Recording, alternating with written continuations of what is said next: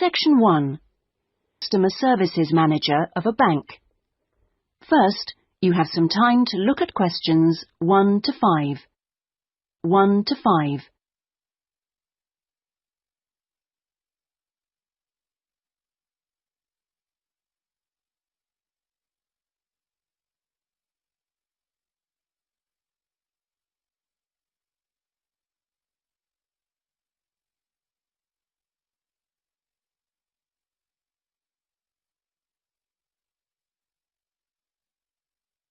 You will see that there is an example that has been done for you. On this occasion only, the conversation relating to this will be played first. Good morning. I'd like to open a bank account, please. Certainly. If you'd like to take a seat, I'll just get some details from you. It won't take long. Thanks. Is it a current account or a deposit account you wanted? A current account? The man wishes to apply for a current account, so current has been written in the space. Now we shall begin. You should answer the questions as you listen, because you will not hear the recording a second time. Listen carefully and answer questions 1 to 5. Good morning.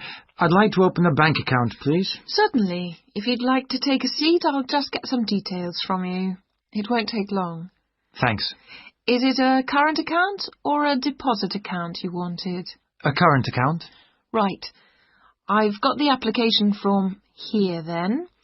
We have different types. I see you've got our leaflet there. I've decided on the one called Select. Right, that's fine. So, first of all, can I have your full name, please? Yes, it's Peter Hennis. That's P-I-E-T-E-R. Is it H-E-N-N-E-S? Only one N, actually. It's a less common spelling of the name. Oh, right. Okay. And what's your date of birth, please? The 27th of the 1st, 1973. Right. And will this be a joint account? No, just myself. Okay, fine. And where are you living, Mr. Hennis? 15 Riverside. Is that all one word? Yes.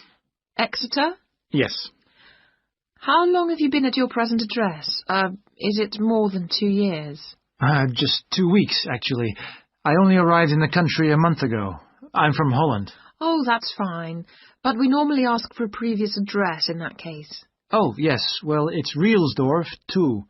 That's R-I-E-L-S-D-O-R-F 2, Utrecht. Holland. Okay, thank you. Do you have a daytime telephone number? Yes, I think the number at my office is 606-295. Just a minute, I'd better check. Oh, no, sorry, 616. I'm not used to it yet. Would you like my home number, too? Yes, please. It's 796431. Are they both local numbers? Yes. Before you hear the rest of the conversation, you have some time to look at questions 6 to 10.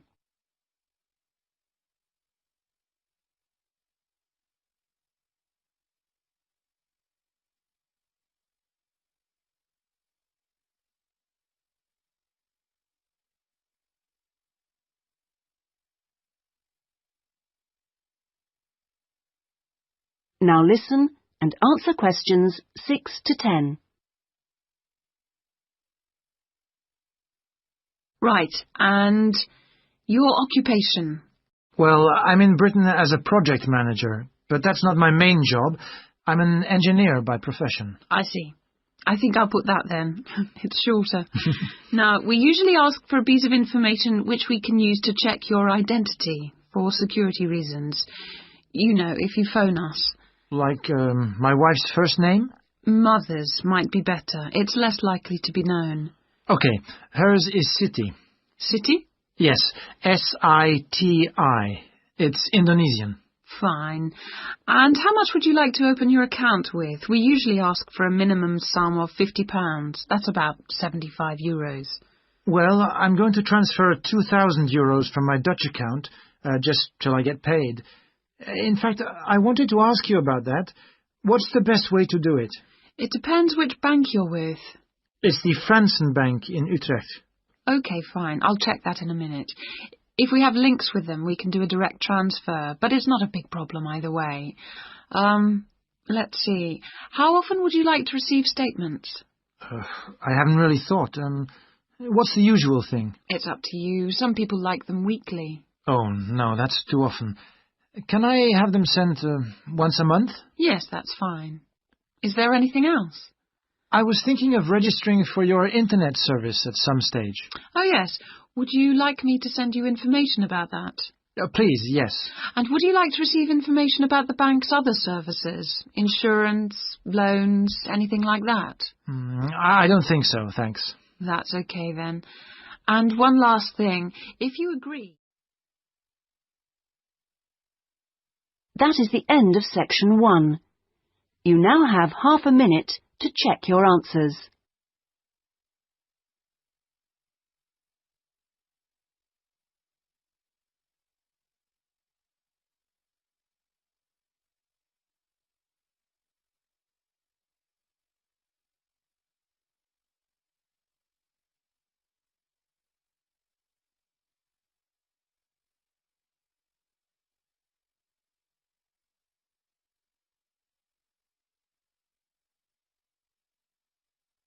Now turn to section 2.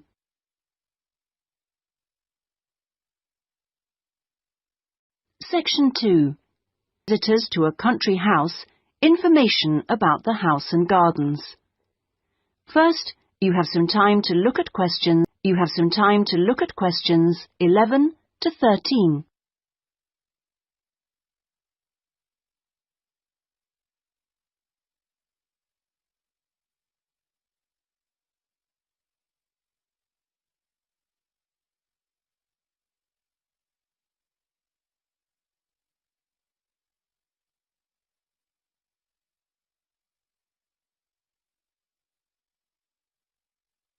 Now listen carefully and answer questions 11 to 13.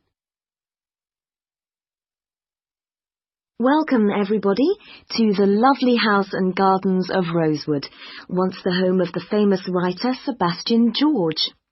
He bought the house in 1902, although he had first seen it 2 years earlier. At that time, the owners let it out to a tenant because George was too slow making up his mind to buy it. When it came back on the market, there was no hesitation, and he bought it immediately for £9,300.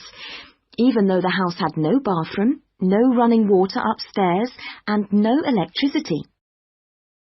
When he came here, he'd been married for 10 years.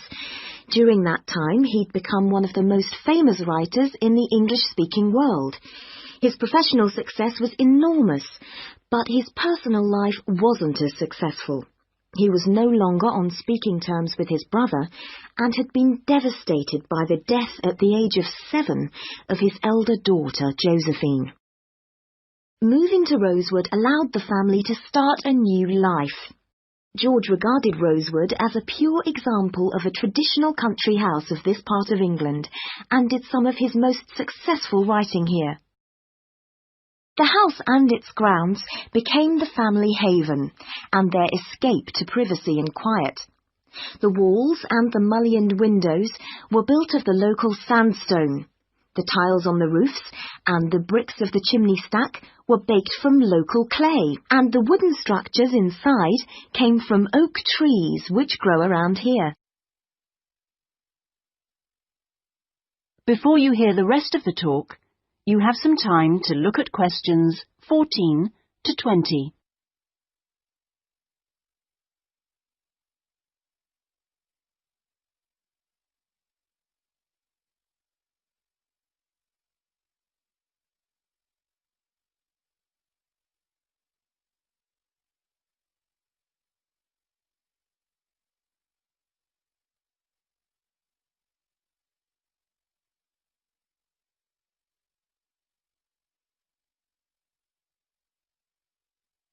Now listen and answer questions 14 to 20. Now, please look at the map I've given you of the house and gardens. We're here at the information centre. Follow the path marked with the arrow, and the first area you come to is the orchard on your left. As you go further down the path, there's the kitchen garden on the right, and as you go round the first sharp corner, you will find to your left an area where different types of pear tree have been planted, as well as some lovely flowers, and this is known as Pear Alley, designed by George himself. Next to this is the greenhouse, where some exotic plants and fruits are grown. Follow the path round the second corner, and on your right you will see the entrance to the mulberry garden, with its 500-year-old tree. Past the mulberry garden, follow the path until you reach the front of the house. I suggest you spend a good hour wandering around this lovely building. A guide takes visitor groups round every 2 hours. If you would like to purchase any of George's books or other souvenirs, then leave the house by the side entrance, where you will find our shop, which is situated between the house and the garage, which contains the magnificent old Rolls-Royce car, which used to belong to George. I expect by this time you may also be in need of a rest and some refreshment. Most visitors are, so why don't you visit the tea room on the far side of the garage? If you have time, there is a lovely walk down towards the River Dudwell. For me, this is the best part of the estate. This isn't on the map, but it is all clearly signposted. You cross the field, which spreads along the banks of the river. In spring, this area is well worth a visit. Spend a minute or two watching the water pass by underneath as you cross the footbridge, and then continue along the river walk through the woodland. On a hot summer's day, the trees along this path provide welcome shade. Eventually, you come to the watermill, which used to provide the electricity for the house. Only about 4 hours every evening in George's time. And finally, for those of you who would like to see stunning views of the surrounding countryside and who are a little bit more energetic, when you return from the mill, take the first turning on your left and climb up to the viewpoint. You won't regret it. Enjoy your visit. That is the end of section 2. You now have half a minute to check your answers.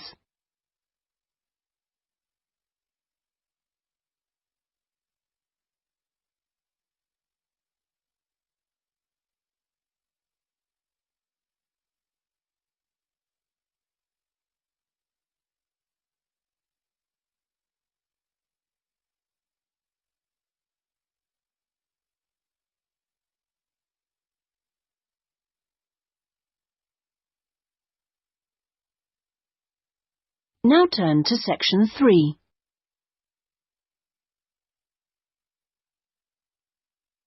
Section 3. Jack and Lucy discussing a marketing assignment they are working on together. First, you have some time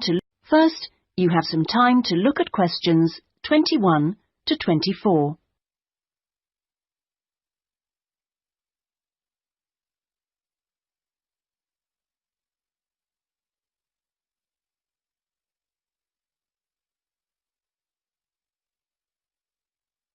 Now listen carefully and answer questions 21 to 24. Lucy, we really need to get working on this marketing assignment. We've only got 5 weeks left to the end of term to design it, carry it out, and then write up the results. Sure. Well, let's get started right now. Let's go over the instructions. What exactly do we have to do? Well, it says here we have to look at one area of the entertainment industry. There's a list of the different types. What are they? Music, cinema, theatre, sport, and eating out. Is that all? Looks like it. So we choose one branch of the industry and then we look at how 2 different groups of people use it. Is that right? Yes. And do we have to use any particular method to get our data? Can we mail out a questionnaire or do face-to-face interviews or maybe even observations? Well, actually, it looks like we don't have a choice. We have to do telephone interviews. OK, so at least we don't have to waste time deciding between the different methods. Yeah, that's right. Oh, and the other requirement is the number of interviewees. Not too many, I hope. 10? 20? Well, we have to do 2 groups, remember, and it looks like we have to interview 15 for each group. That's 30 altogether then. It's going to take ages. Yes, but remember we're working on this together, so we'll only have to do 15 each. OK, so those are all the requirements? Yes, looks like it. So, first, which area are we going to choose? My preference would be cinema, since that's where I spend most of my money. I don't think that's such a good idea. I don't think there are huge differences in the market there.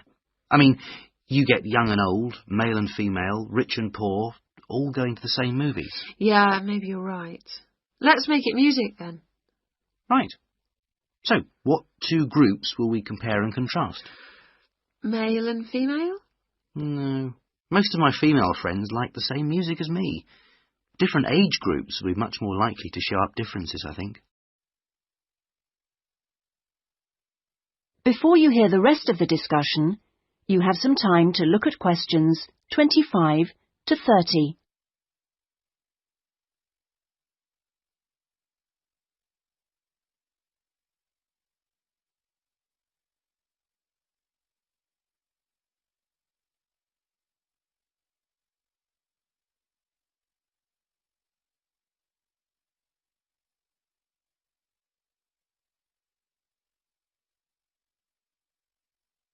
Now listen and answer questions 25 to 30.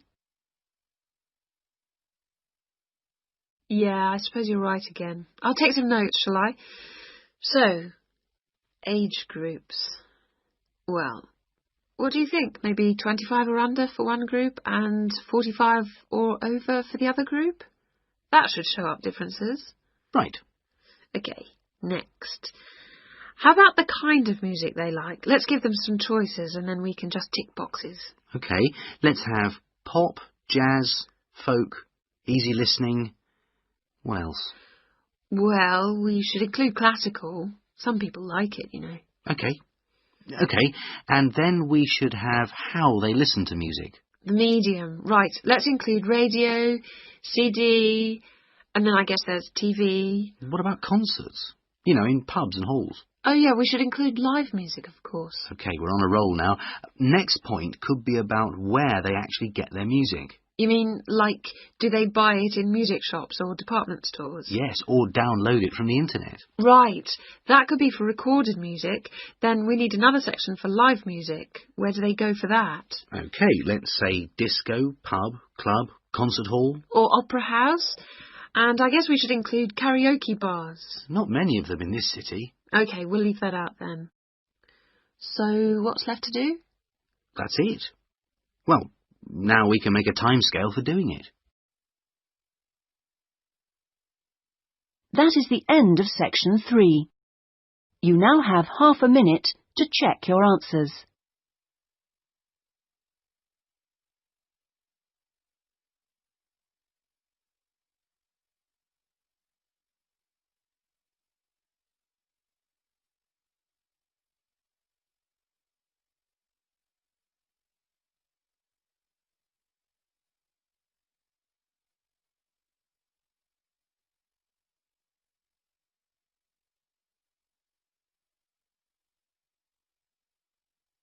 Now turn to section 4.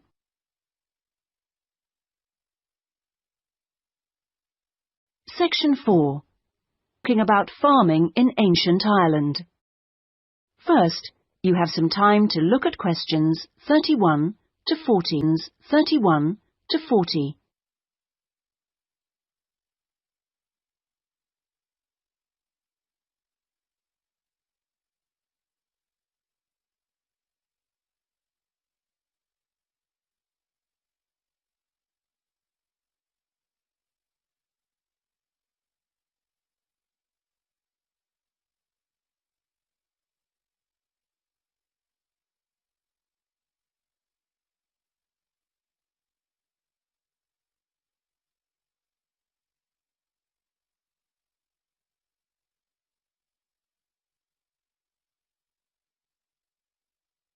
Now listen carefully and answer questions 31 to 40.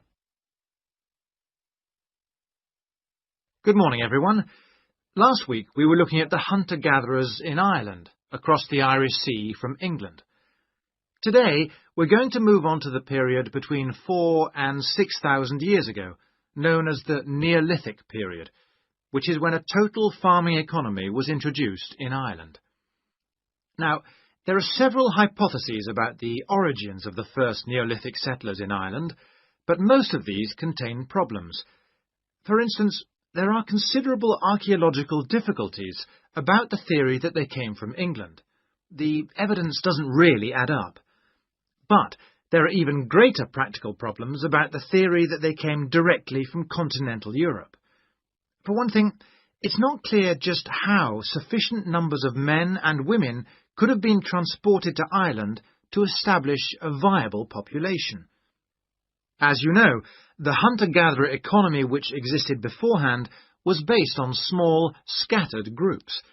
The farming economy would almost certainly have required much larger communities to do all the work needed to plant and tend sufficient crops to sustain them through the year. The early farmers kept various animals, including cattle and sheep. There's also evidence of pigs, but it is possible that these could have been descended from the native wild species. Now, we know from modern farming that if the level of breeding stock falls below about 300 females, the future of the species locally is at risk. So we must assume that from the beginnings of Neolithic farming, the number of breeding sheep would have considerably exceeded 300. And the national cattle herd must have been of a similar size. The question is how these were brought to the area and where they came from. It's usually suggested that the Neolithic settlers used skin-covered boats to transport livestock, but this method would have severely restricted the range of the colonizing fleets. The sheer volume of animal transport necessary means it's unlikely that this livestock could have been brought from anywhere further than England. What about crops?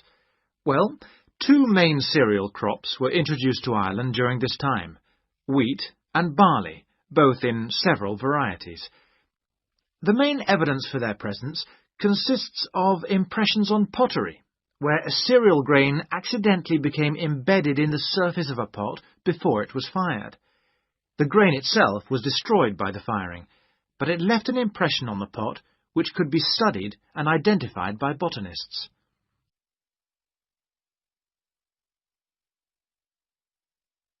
Let's turn our attention now to the farming technology available at that time. Before the cereal crops could be planted, it would have been necessary to clear the forest and to break the ground by ploughing. The stone blade of a plough has been discovered during excavation in County Mayo in Western Ireland.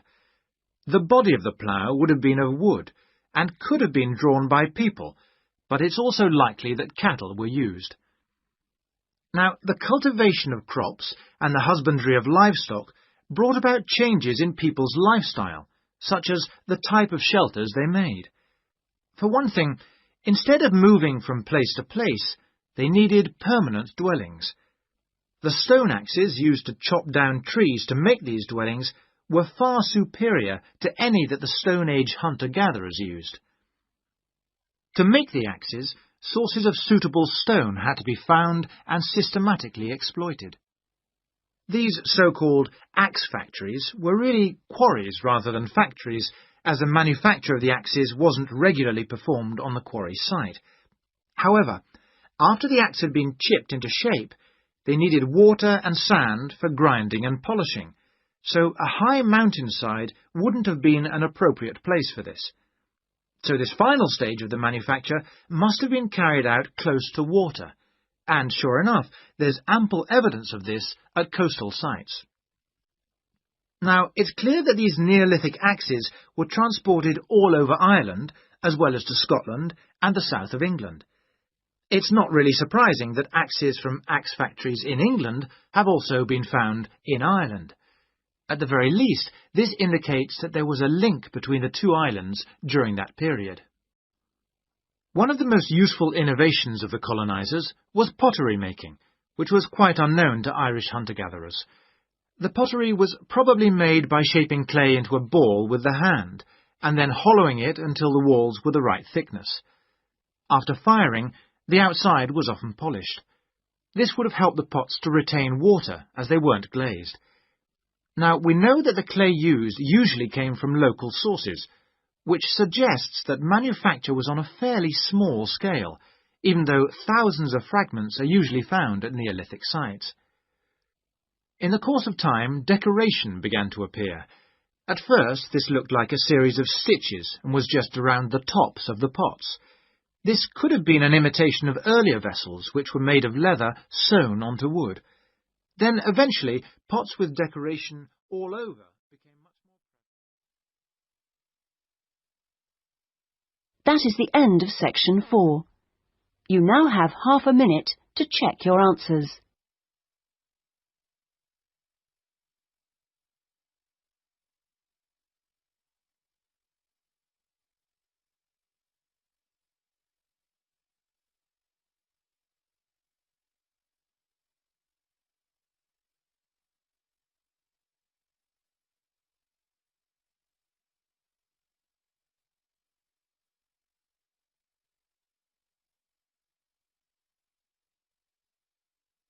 That is the end of the listening test. In the IELTS test, you would now have 10 minutes to transfer your answers to the listening answer sheet.